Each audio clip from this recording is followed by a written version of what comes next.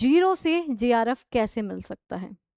क्या जीरो से अगर हम आज स्टार्ट करते हैं, क्या दिसंबर में हमें जेआरएफ मिल जाएगा? तो मैं कहूँगी बिल्कुल मिल सकता है।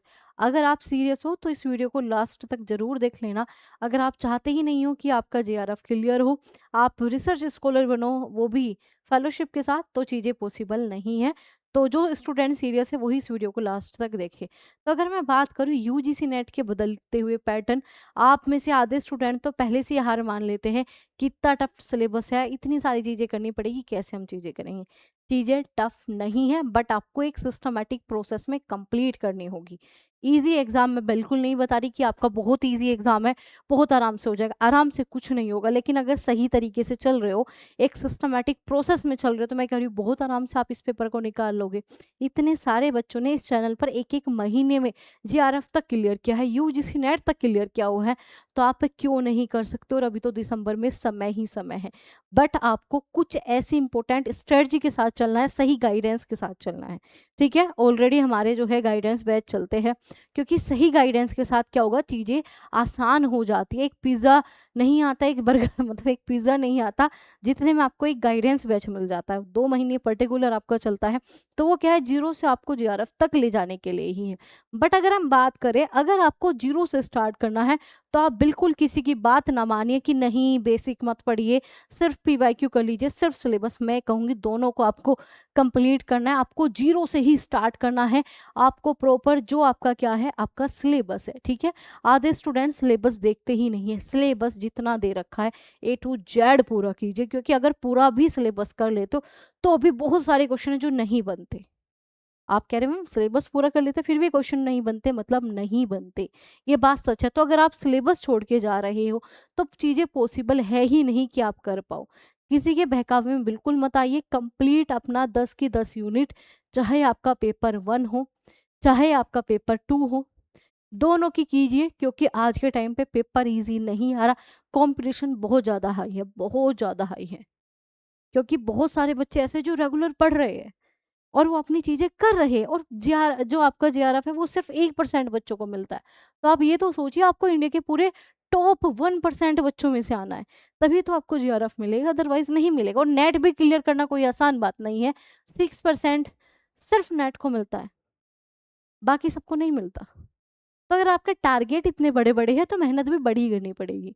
तो आपको प्रॉपर अपने सिलेबस पे फोकस करना है। सिलेबस के लिए आप जो है यूट्यूब पे भी पढ़ सकते हो, अगर पेड बैच में पढ़ना है पेड बैच में पढ़ सकते हो, कैसे भी आप पढ़ सकते हो। लेकिन जहाँ पे भी पढ़ो, एक स्ट्रक्चर वे में पढ़िए, ठीक है। एक स्ट्रक्चर वे में पढ़िए, ऐसी जगह पढ़िए जहाँ पर आपको कंटेंट दिया जा रहा है। किताबें इतनी उठा उठा कर पटक दी, वो चीजें आपके काम की है नहीं। आपको कह दिया जाए ये भी बुक पढ़ लो, वो भी वो पढ़ी ही नहीं जाएगी, कैसे पॉसिबल है? 6 महीने में आप इतनी बुक नहीं पढ़ सकते, और इतनी सारी चीजें एक्स्ट्रा में करनी होती है, कब करोगे? कभी भी नहीं होगी। तो आपको क्या करना है, आपको लिमिटेड रिसोर्सेज पे रहना है, ठीक है। आपको लिमिटेड रिसोर्सेज पे रहना, ऐसा कंटेंट फॉलो करना जो एग्जाम ओरिएंटेड हो। कहते हैं ना, भज्जड़ नहीं बना रखी कि ये भी लो वो भी लो, ये भी पढ़ो वो भी पढ़ो, ऐसे भी करो वैसे भी करो, नहीं नहीं नहीं। आपको लिमिटेड रिसोर्सेज पे रहना है, चाहे कहीं से पढ़िए। मैं ये नहीं कह रही कि आप हमारे सिलेक्शन बैच से पढ़िए, आप कहीं से भी पढ़िए, बट लिमिटेड रिसोर्सेज पे पढ़िए। मैं इतने सारे बच्चों को जानती हूँ जो अदर्स बहुत सारी जगह पेड बैच में लेके बैठे हुए हैं।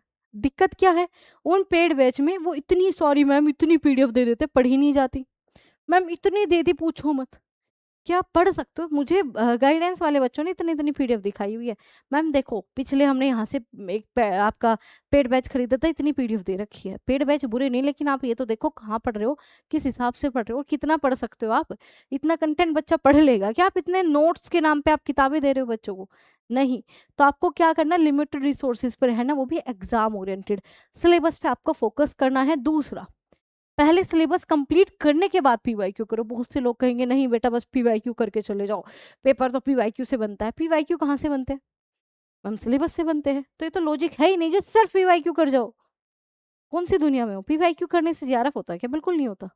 जेआरएफ भूल जाओ पीवाईक्यू से। तो आपको क्या करना है, पीवाईक्यू से आपको सिलेबस कवर करना है। बट पहले सिलेबस तो कवर कीजिए। तो पहले आप सभी को सिलेबस कवर करना है। सिलेबस नहीं पढ़ोगे तो पीवाईक्यू का फायदा क्या? और सिर्फ नाम की चीजें नहीं आनी चाहिए इस एग्जाम में। बहुत सारे बच्चे जब पूछते हैं मैम सिर्फ सिलेबस कर ले, सिर्फ पीवाईक्यू, मैं कह रही दोनों करना पड़ेगा भाई। आपको ये दोनों चीज़ें करनी पड़ेगी। अगर आप ये दोनों चीज़ें नहीं करते, काम आपका ये बिल्कुल भी नहीं चलेगा, ठीक है? ज़्यादा फैंसी चीज़ इसमें चाहिए नहीं, limited, come sources but exam oriented चीज़ें रखो, ठीक है? आप क्या करते हो, सेल्फ स्टडी नहीं करते। आपका मन करता है बस हम वीडियोज़ देखे जाए, क्लासेस देखे जाए, काम हो जाएगा, नहीं। मैं कहती हूँ क्लासेस यूट्यूब या मेरे खुद के बैचेज़ भी वो क्या करेंगे, आपकी हेल्प करेंगे, बट मैं उन बच्चों को भी कहती हूँ बेटा जी सेल्फ स्टडी बिल्कुल भी मत भूलिए, ठीक है? सेल्फ स्टडी हर एक कीमत पर करनी है। अगर सेल्फ स्टडी नहीं है तो कोई फ़ायदा है ही नहीं पढ़ने का। आप कैसे सोच सकते हो कि आपको बनना प्रोफ़ेसर है, आपको बनना जो है पीएचडी स्कॉलर है और आप पढ़ना नहीं चाहते? आप पढ़ने से कैसे बच सकते हो? सेल्फ स्टडी से कैसे बच जाते हो? क्या आपकी थीसिस भी कोई और लिख देगा? वो तो खुद ही लिखनी पड़ेगी ना। तो क्या है, आपको जो है सेल्फ स्टडी पे फ़ोकस करना है। सही कंटेंट पे आपको बिलीव करना है। 70% हमेशा कहती हूँ सिर्फ़ यूट्यूब पे टाइम पास मिलेगा आपको, ठीक है? वो चाहते ही नहीं आपका पेपर पास हो। लेकिन 30% आपको बहुत अच्छा कंटेंट मिलेगा। आप जुड़िए उन लोगों के साथ, ठीक है? ऑलरेडी इस चैनल पे भी मैंने आपको बहुत सारी चीज़ें करवा रखी है, ठीक है? और मैं ये नहीं कहती आप 20-20 हज़ार के कोर्स खरीदिए तभी होगा, नहीं ऐसा बिल्कुल पॉसिबल नहीं है। आप बहुत कम प्राइस में बहुत बेहतर चीज़ें भी कर सकते हो, ठीक है? क्योंकि वो होगी सेल्फ स्टडी से। तो 3 चीज़ों को कभी इग्नोर मत करना। अगर आप सीरियसली पहले या ज़ीरो से स्टार्ट करोगे, अपने सिलेबस से फ़ोकस करो, अपने पीवाईक्यू साथ ही साथ सेल्फ स्टडी, अगर इसे इग्नोर कर दिया, चाहे 50,000 का खरीद लो, चाहे 20,000 का, चाहे 10,000 का, नहीं होने वाला ये पेपर पास बिल्कुल भी नहीं। और अगर आप ये 3 चीज़ करते हो तो हो जाएगा, ठीक है? अब आप कहोगे मैम ये भी बता दो किस तरीके से सिलेबस को कवर करें। अगर आप पेपर 1 बहुत अच्छे से करना चाहते हो, क्योंकि सारी समस्या पेपर 1 में ही है। पेपर 2 आप सभी का पढ़ा हुआ है। पेपर 2 आप सभी ने पढ़ रखा है, तो पेपर 2 में मेनली बच्चों को प्रॉब्लम नहीं आती, क्योंकि सब कुछ पीजी का ही तो सिलेबस है। लेकिन पेपर 1 आपका ऐसा है, कभी आपने पीएचडी में जो आपकी रिसर्च वगैरह होती है वो सब आपकी अभी यूजीसी नेट में पूछी जा रही है। जो कोर्स वर्क का सिलेबस है वो आपका यूजीसी नेट में दे रखा है। तो उसके लिए तो आपको पढ़ना पड़ेगा। और पेपर 1 अगर आप करना चाहते हो एक सिस्टमैटिक तरीके से, तो बहुत ही कम प्राइस में आपको हमारी एप्लीकेशन पे ऐप भी मिल जाएगा। पहले आप उसमें जाके डेमो वीडियो देखिए, ठीक है? परचेज़ मत कीजिए, पहले डेमो वीडियो देखिए। आपको चीज़ें अच्छी लग रही है, एग्ज़ाम ओरिएंटेड लग रही है, तो ही आप उसे जॉइन कीजिएगा, ठीक है? तो इस तरीके से आप अपना पेपर 1 का syllabus A to Z complete कर सकते हो। बच्चों ने पेपर 1 में 40 प्लस प्लस क्वेश्चन ठीक किए हुए हैं, ठीक है? 42 प्लस क्वेश्चन ठीक किए हुए हैं। रीज़न क्या है? इतनी वीडियोज़ नहीं दी, oriented content, exam oriented content दिया है, लिमिटेड चीज़ें दी है और लिमिटेड चीज़ें ही आपको चाहिए। नोट्स के नाम पे इतनी किताबें नहीं है। हमारे नोट्स ऐसे हैं, बच्चा खुद एक-एक दिन में 2 से 3 यूनिट रिवाइज़ कर लेता है। आप जाके कमेंट बॉक्स चेक कर लीजिएगा, या फिर आप कम्युनिटी पोस्ट चेक कर लीजिए, लाइव चेक कर लीजिए। सब बच्चे ऐसे ही इतने कम टाइम में उन नोट से पढ़ के रिजल्ट दिया हुआ है। रीज़न क्या है? मैम एग्ज़ाम ओरिएंटेड हो, उसमें एक भी लाइन ऐसा नहीं है जो एग्ज़ाम में ना आई हुई हो और एग्ज़ाम के सिलेबस से बाहर हो। तो क्या है, एग्ज़ाम ओरिएंटेड चीज़ें आपको दे रखी है। तो कुल मिला के इस छोटी-सी वीडियो में यही समझाना था, ज़ीरो से आपका जेआरएफ हो सकता है बट मेंटली, ठीक है? मेंटली स्ट्रॉन्ग रहिए, सेल्फ स्टडी पे फ़ोकस कीजिए। अगर मेंटली स्ट्रॉन्ग नहीं हो तो काम नहीं होगा, ठीक है? आज के टाइम पे रिसोर्सेज़ की कमी है ही नहीं। आपको कह दिया जाए मैम हमें तो रिसोर्सेज मिलते ही नहीं है, तो या तो आप आज के टाइम पे आईसीटी में जी नहीं रहे, डिजिटल हो चुकी है सारी चीज़ें, तो आज के टाइम पे सोर्सेज की कमी नहीं है, सब कुछ मिल जाता है आपको हर जगह। तो एग्जाम ओरिएंटेड बहुत अच्छे से चीज़ें तैयार कीजिए। चीज़ें टफ नहीं है बट टाइम देना पड़ेगा। आप ये सोचते हो बस 1 महीने का चूरन है ले लीजिए, नहीं, उनकी प्रीवियस नॉलेज बहुत ज़्यादा काम की थी। तो आप अपनी प्रीवियस नॉलेज का इस्तेमाल कीजिए और फर्स्ट अटेम्प्ट में ही अपना आप जेआरएफ कर सकते हो, बट अगर सीरियस हो, टाइम पास करके जेआरएफ नहीं निकलता।